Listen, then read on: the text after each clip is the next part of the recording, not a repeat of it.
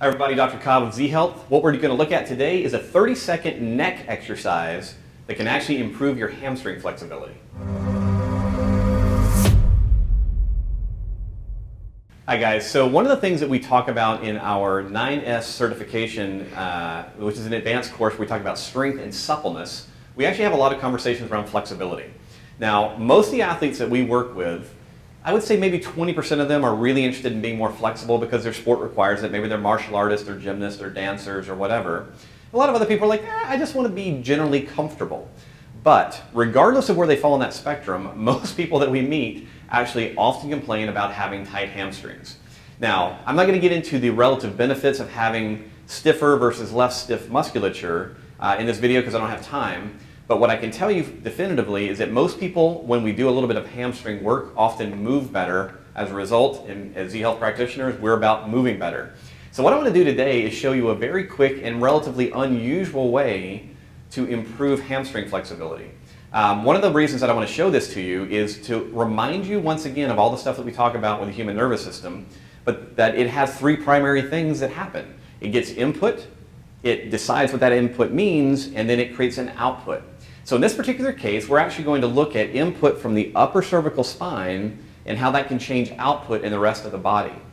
This is a very, very powerful exercise, and it's kind of unusual because most people, when they think, oh man, my legs are really tight, I went out for a run, my hamstrings are tight the next day, most of us think, okay, I need to mobilize them, maybe I need to, if you've been through some of our certifications, maybe you need to do some nerve work or something to get them to relax. Well, there's another way to go about it that I ran into years ago in a research study, and I thought, oh, that's awesome, it's really interesting, so I wanted to share that with you today. If we do some anatomical studies of the upper neck, okay, the back of that, right below the skull, there's a group of muscles called the suboccipital muscles, all right? And you don't have to know that name, but one of those muscles is very interesting because in a lot of people, that muscle actually has a bridge where it attaches to what's called the dura, which is the covering of the brain and spinal cord. So the end of that story is that whenever we do stuff to your upper neck, we are probably physically impacting to some degree on the covering of your brain, covering your spinal cord, and that has some pretty big ramifications. So here's how this whole thing is going to work. We're going to actually test your hamstring flexibility, and then we're going to do a little bit of work in your upper neck, utilizing our eyes and some small mobility drills. And then we're going to reassess your hamstrings and see if we can create some change for you, all right? So let's start off with a little bit of a hamstring test. You can do this in whatever way you prefer. I'm going to do it single leg. So I'm just going to turn, face a bench or a chair. I'm going to put my leg up. I'm going to get nice and tall, and I'm just going to lean over. And what I want you to do is I want you to make sure that you're nice and supported if you need to. And I want you to do maybe 5 or 6 little repetitions where you're just warming the hamstring up. Because in most cases when we're doing this kind of work, and we want to reassess to see if we created a real change, we want to have warmed the area up previously. So I'm going to keep coming in here, seeing how I feel. Okay, so I'm getting an idea of my general flexibility for today. Pretty comfortable. If my hips are squared up, I'm facing, I can fairly comfortably get down, grab just past the big toe there. So now that you have an idea of where your hamstrings currently are, what I want you to do is either stand or sit comfortably.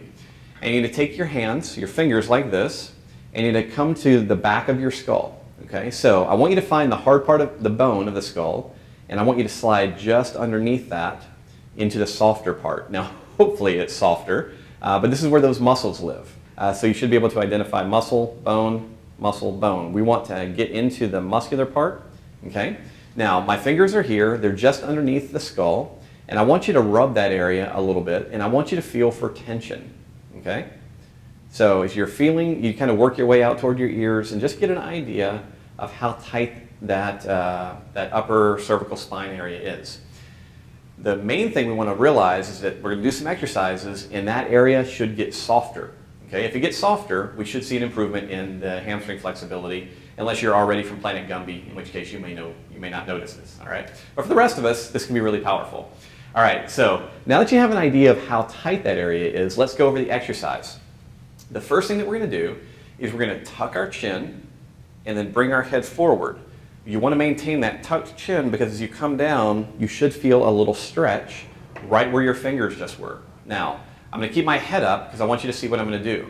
I'm going to tuck my chin, bring my head down, and I'm going to hold it in that position. And once it's in that position, I'm actually going to move my eyes. I'm going to move my eyes up and down, up and down, up and down, while I'm maintaining the tension in my neck. I want you to do that for about 10 reps. So I'm going to go ahead and do that myself. So tuck my chin, flex, eyes up and down.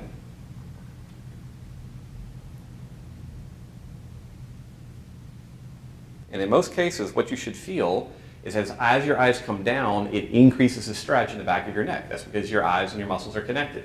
All right, now, once you've done that, I want you to come back up and I want you to recheck the back of your neck. If it is softer, what I want you to do is I want you to retest your hamstring. So I'm going to come in here. Again, I'll warm up for just maybe 1 or 2 reps, and then I'm going to reach. And for me, I got a nice little improvement in my hamstring flexibility. Okay? So that's step 1. Step 2 is rather than moving our eyes, we're going to actually do this. We're going to tuck the chin, tilt the whole neck forward, take our eyes down, hold all that in position, and we're going to do these small little nods. Okay? And as we're doing this nodding motion, you should feel this little pulsing sensation of stretch in the base of your skull. Okay? So do about 10 repetitions of that, and then we'll recheck your hamstring one more time. So I'm going to do the same thing. So tuck the chin, head down, eyes down, small little nods, and you can see that I'm tilting my head a little bit just to increase a little bit of mobilization on different sides. Retest, go, okay, how does that feel compared to what happened with my eyes? And then I'll come back, warm up, and retest again, all right? So in each case, you can actually, some of you may find that moving your eyes gives you a better result. Some of you may find that moving your head gives you a better result. And another third of you may get a better result from the combination of both. So why I believe this is so neat is it is a very elegant exploration of the fact that what we do in one part of the body often has large ramifications in the rest of the body. So if this didn't change anything for you, that doesn't mean anything bad or good. It just means that for you, this exercise is unimportant related to your hamstring flexibility. But what I found is probably 80% of people I teach this to go, wow, that's amazing. My hamstrings are better. I feel looser. And as a result, I got that result without having to do anything to my hamstrings themselves. All right, guys, that's it. If you got a good result from this upper neck mobilization improving your hamstring flexibility, my recommendation is do this exercise once or twice a day. And as soon as you've done the exercise and things are feeling a little looser, take a quick walk. 2 minutes, 3 minutes, 5 minutes. That will help cement the change, make your whole body feel better. If you have questions about this, please let us know. Hope you enjoyed this little exploration of how input from one part of the body can change output throughout the body.